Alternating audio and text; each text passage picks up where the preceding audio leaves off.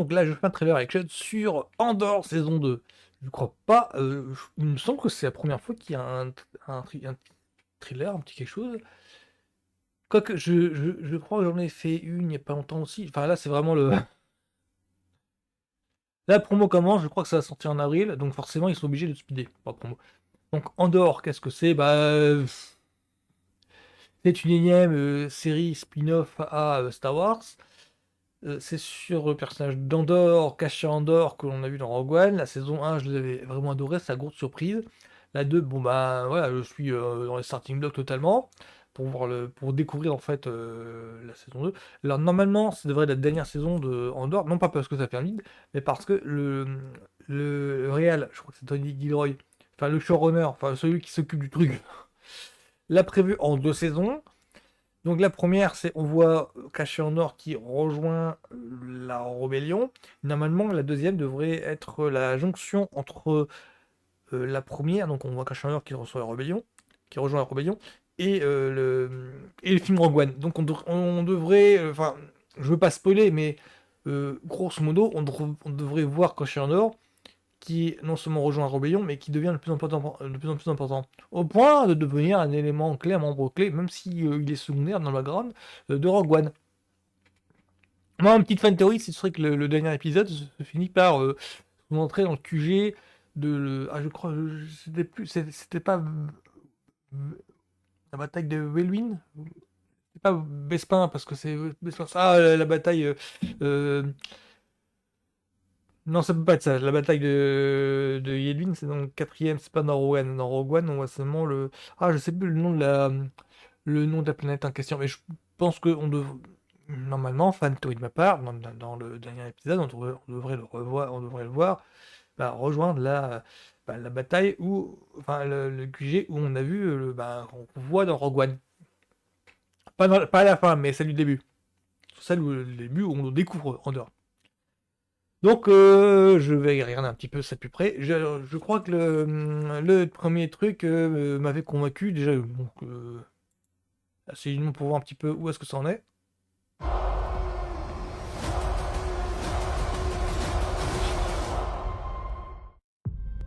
Je t'ai rejoint pour prendre part à un grand projet.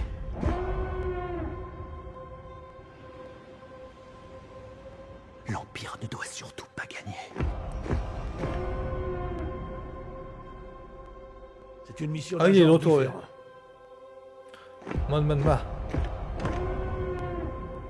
Et si cette planète C'est pas part comment en ça se flammes, prononce. Eh bien, elle brûlera de 1000 feux. Mais si je dois renoncer à tout pour la cause, alors je veux gagner. Il le faut.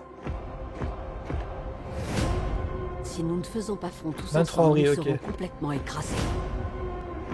La résistance est absurde. C'est une arme secrète. Ils sont en train de bâtir quelque chose d'énorme. Le monstre qui finira très bientôt par tous nous dévorer. C'est le prix de la révolution. Tu es là, avec moi, ici, et prêt à te battre. Il y a un avenir ici. Pour ceux qui osent.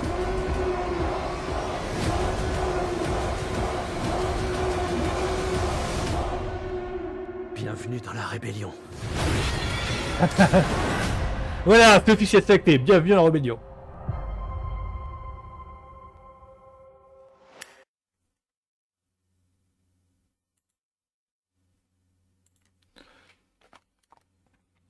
Ouais, le bienvenue dans la rébellion, c'est. Bon, pour moi, ça acte le fait que c'est bon. Il avait rejoint des groupes épars, c'est un petit peu des groupes un petit peu isolés dans la première saison. Là, c'est bon, il gagne. Enfin, on devrait voir Cash. La note d'attention dans cette saison 2, c'est il rejoint la vraie rébellion. C'est-à-dire le gros groupe, le gros cercle. Pas juste des petits groupes en fait qui partent en mission un petit peu solo. C'est un petit peu ça en fait le début. Il me semble qu'au bout de 4-5 épisodes, moi j'avais adoré les 4-5 épisodes, premier épisode de Andorre, simplement parce que il y avait un faux air de l'ouragan vient d'avoir des films de guerre, Seconde Guerre mondiale. L'ouragan vient d'Navarone, c'est un film qui date de. Là, l'ouragan vient d'Navarone, c'était la suite des canons de Navarone. Et dans les canons de Navarone, on voyait un groupe de soldats qui partait en mission pour saboter les canons de Navarone. Et dans l'ouragan via Navarone, on voit un autre groupe de soldats.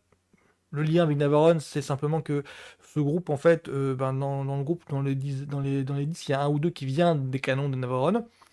Et ce groupe-là, il est missionné pour, je crois que c'est de détruire un barrage. Et dans la scénographie, enfin la façon de filmer en fait le bâtiment, le pont, ça ressemblait pas mal en fait à la façon de filmer bah, la mission du groupe auquel appartient Caché Andor. C'est pour ça que